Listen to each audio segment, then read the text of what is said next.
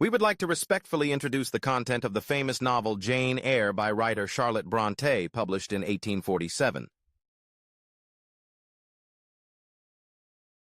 Charlotte Bronté's Jane Eyre, published in 1847 under the pseudonym Currer Bell, emerged during one of the most transformative periods in English literature and society. The novel appeared at the height of the Victorian era, when rigid social hierarchies, strict moral codes, and clearly defined gender roles dominated British society. Yet Bronté's masterpiece challenged these conventions with unprecedented boldness, creating a work that was both revolutionary in its time and enduringly influential in its impact on literature and social consciousness. The historical context of Jane Eyre is crucial to understanding its radical nature.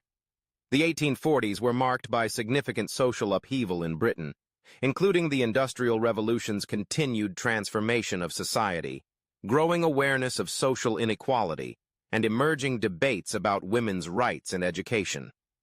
The novel was published just 2 years before the California Gold Rush and 3 years before the Great Exhibition of 1851, during a period when traditional social structures were being questioned and challenged across multiple fronts.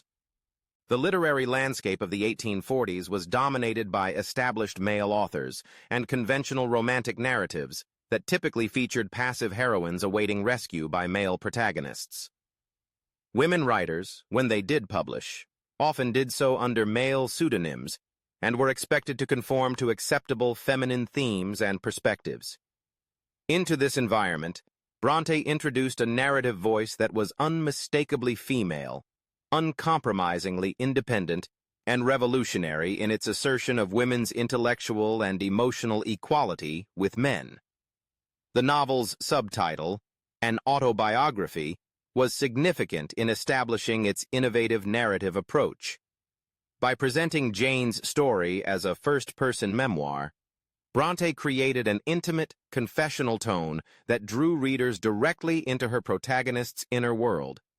This narrative technique allowed for unprecedented psychological depth and emotional honesty, particularly in exploring themes of desire, independence, and spiritual struggle that were rarely addressed so directly in contemporary literature.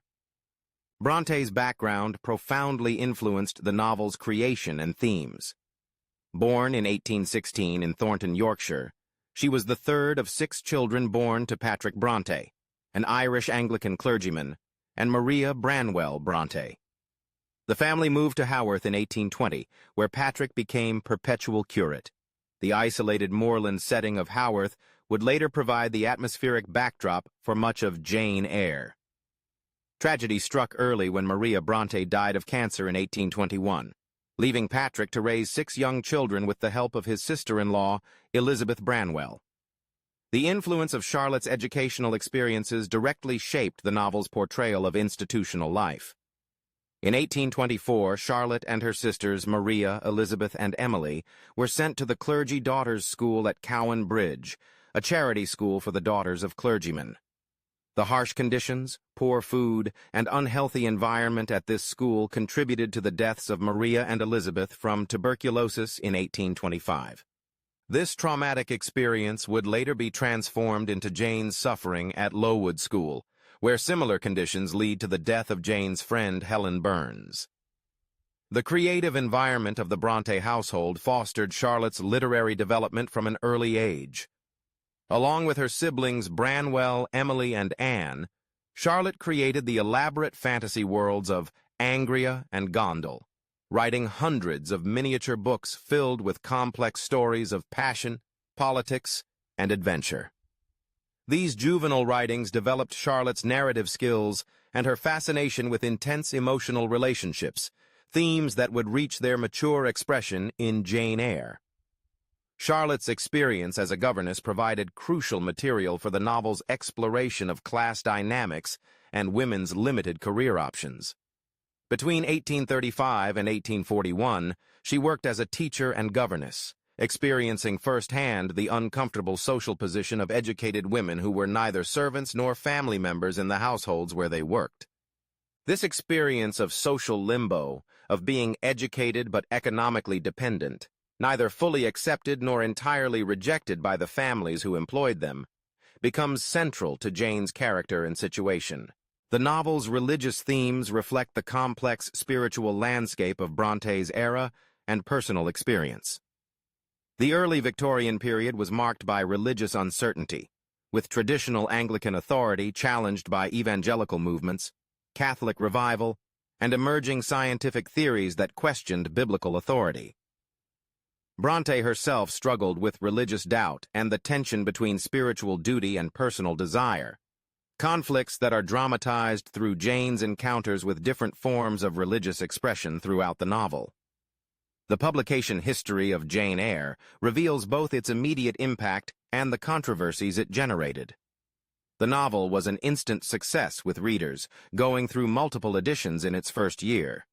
However, critics were divided, with many praising its originality and emotional power, while others condemned it as coarse, disagreeable, and morally questionable. The anonymous publication under Currer Bell led to speculation about the author's identity and gender, with many assuming the passionate, forthright narrative voice must belong to a male writer. Contemporary reviews reveal the novel's challenging nature for Victorian sensibilities. The Quarterly Review famously criticized the book's moral Jacobinism, comparing its challenge to social hierarchy to the radical politics of the French Revolution.